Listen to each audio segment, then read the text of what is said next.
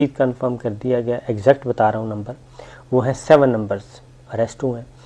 ان میں سے 4 لوگ ہیں جو عمرے کے ویزے پہ آئے ہیں، ایک بات۔ دوسری بات، جو اگلی بات ہے وہ یہ ہے کہ 2 سے 3 آدمی، ایگزیکٹ نمبر میں نہیں بتا رہا، 2 سے 3 آدمیوں کی رہائی کے لیے ہمارے سعودی عرب میں جو ہمارے قونصلیٹ خانہ ہے اور ایمبیسی ہے ریاض میں، تو وہاں پہ اسلام آباد نے رابطہ کیا، اسلام آباد اور لندن دونوں نے رابطہ کیا، اور انہیں کہا گیا جی کہ یہ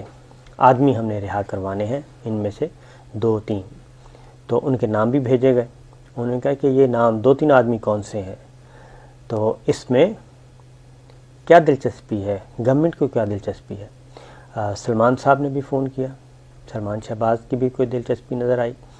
پھر عابد شیر علی صاحب اس کے پیچھے نکلے، تو یہ ساری چیزیں، اور پتہ چلا کہ ان میں جو 2 سے 3 آدمی ہیں وہ مسلم لیگ نواز کے ہیں۔ اور اب یہاں پہ جو قانون ہے وہ اس طرح کا ہے کہ ہلا گلا کرنا یا انریسٹ پیدا کرنا، اس کے لیے ڈیپورٹ کرنا ہوتا ہے، اور کم از کم سزا یہی ایک ہی سزا ہے کہ جو فساد کھڑا کرے اس کو ڈیپورٹ کر دیں۔ اب ان میں سے جو کچھ لوگ وہ کاروباری لوگ ہیں، اور پھر یہ لسٹ مانگی گئی کہ بتائیں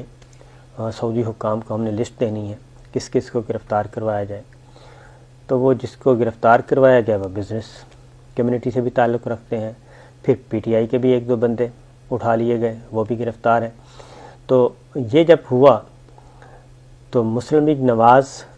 کے بھی کارکن، اس میں کارکن نہیں بلکہ کہا جاتا ہے کہ ان کا تعلق داری ہے مسلم لیگ نواز کے ایک اہم رہنما کے ساتھ جن کی رہائی کے لیے۔ تو اب سعودی حکام جو ہے وہ اس معاملے میں بڑے گو کی کیفیت کہ یہ کیا ہو گیا، ہم نے تو نشاندہی کرنے پر پکڑے، نشاندہی کرنے کے بعد ہی آگے چلا، اب وہ جیل میں ہے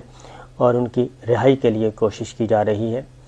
حکمراں جماعت کی طرف، یعنی پاکستان کی حکمراں جماعت کی طرف سے۔ تو ایسے لطیفے بھی ہوئے ہیں، لیکن سعودی حکام اس کو نہیں چھوڑ رہے، اور اس ساری چیز کو وہ بڑا ہی غلط کیا کہنا چاہیے، غلط امپریشن گیا ہے،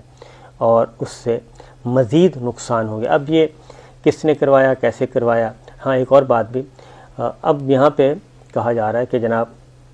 کسی بھی طریقے سے رپورٹ بھیج